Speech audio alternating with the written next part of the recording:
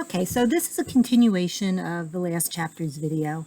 And what we're going to do here is we're going to finish translating our code over to C++. So in chapter 3, we learned how to declare or translate the variables into C++. In this unit, we're going to learn how to translate the rest of it, the processing. So what I'm going to do is I'm going to take this code, the processing, the part that I have yet to translate, and I'm going to copy and paste that down to the bottom of my flowchart here. I'm going to put it down here so that we can see it all at one time. And I'm going to try and translate this. Let's make this a little bit bigger for you. Okay, ooh, that's very big. Okay. Line by line. So start with the enter statement. The input statements in C++ are two separate lines. So the first thing we're going to do is use a cout statement, which will display something on the screen. It stands for console out, followed by the insertion operators. And that will be followed then by the text that I want to display on the screen. So I'm going to tell the user what I would like them to do. This is their prompt.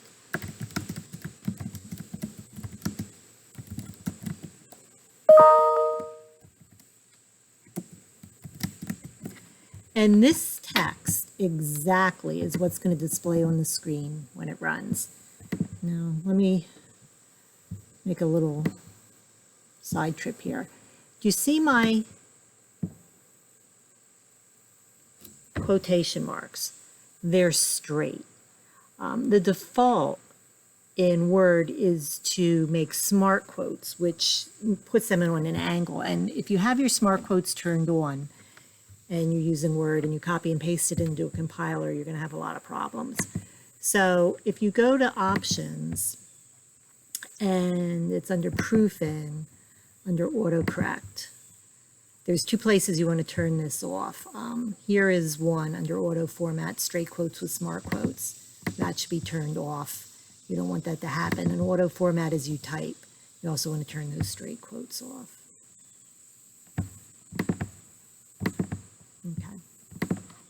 And I end that statement with a semicolon. So I have the keyword cout, I have my two insertion operators, and then in quotation marks I have what's called a string constant or a string literal, exactly, literally what I want to display on the screen.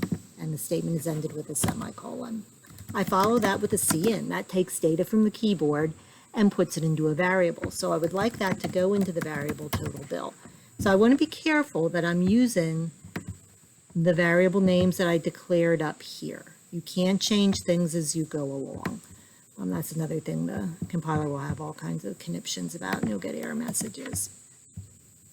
Now the math statements will go one-to-one. So let me see, what did I call those? What I'm calculating are these guys, tip 10%, tip 15%. So tip 10% will equal the total bill times my named constant, which is %10. And that statement also ends with a semicolon.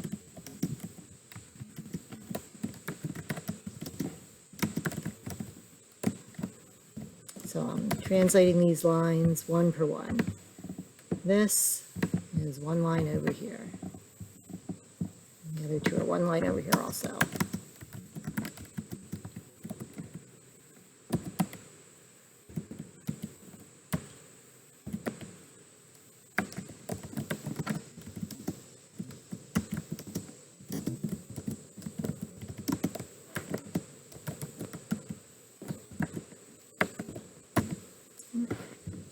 And then I can do my output statements. And these are also one line to one line.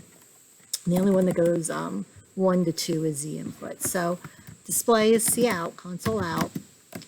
And I'm going to use text as well. You know, you need some kind of label or identifying information, just like when you have an Excel spreadsheet. You don't just put numbers, you put the words there too. So I'm going to put my label, and I'm going to call that, let's see, 10%. And you can use whatever, verbiage you want. But that, I like that. And because this is a string literal, it's inside quotes, it's a constant. I can use anything I want there. I can have special characters, I can have spaces. It doesn't matter, okay? It literally will display what's inside the quotes. And then I want to display what I calculated.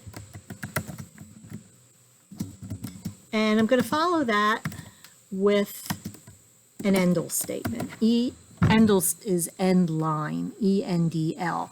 And that will make the carriage return go to the next line. It'll start a new line. So the next line that displays will be on its own line, on a new line. So it's like hitting the enter key in a word processor.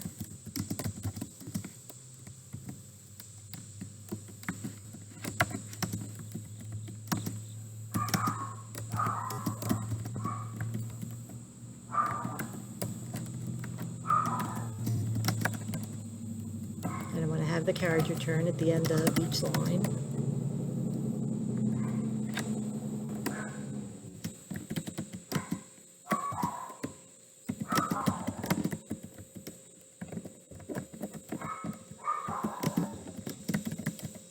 Okay, and that's my translation.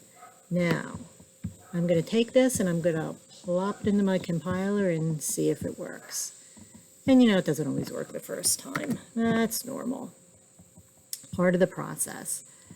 So I'm going to show you this in C++ or cpp.sh just because it's bigger. You can see it better.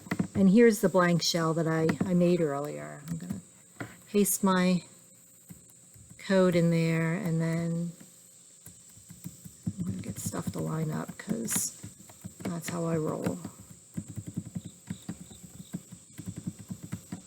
And it's not a bad idea to add some comments to your code.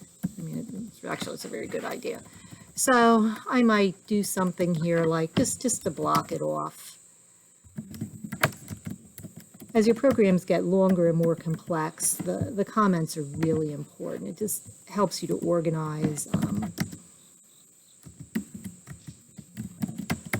line stuff.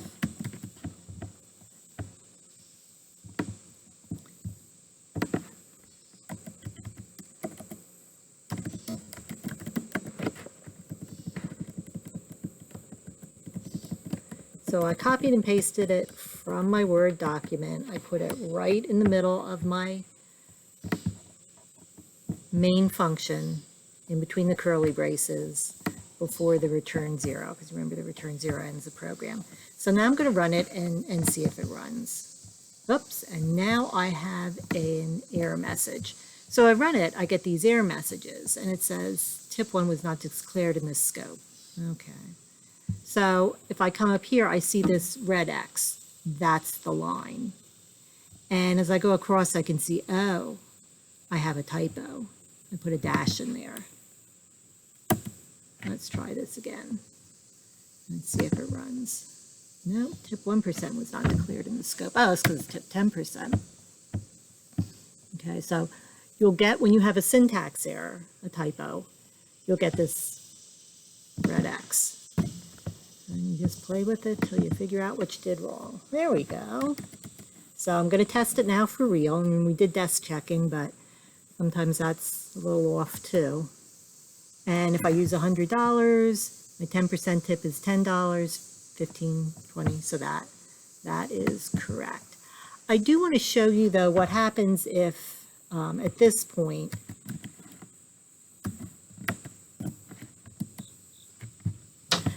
we don't have any editing characters, so it's not going to show you necessarily currency format, and you don't have to worry about that at this point when you're doing your programs.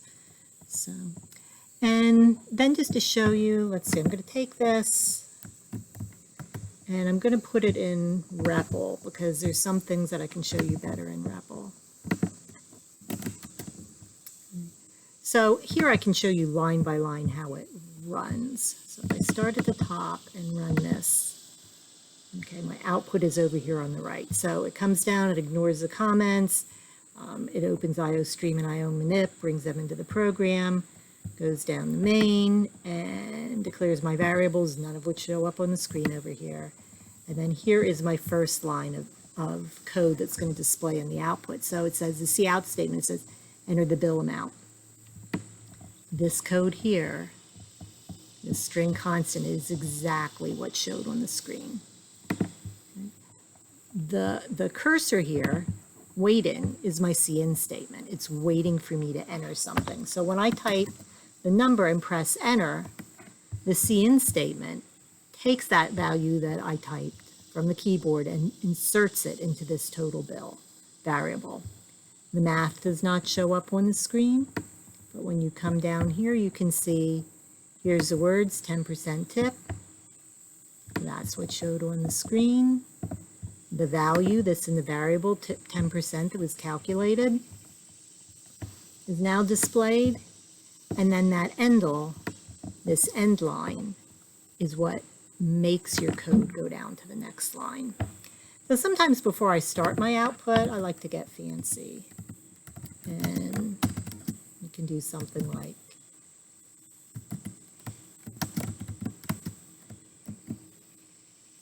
I'm going to do a dash line. Yeah, so you can play around with it all. So let's see what that looks like. So you know, how your program looks is a big deal too. That's important.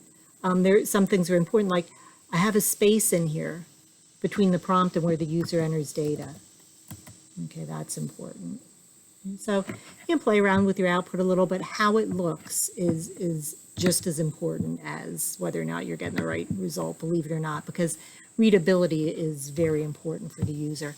And readability of your code is very important. So this organized code like this, that readable code, is important for the next programmer. And your programs will live on in production for many, many years. Okay. So that's it.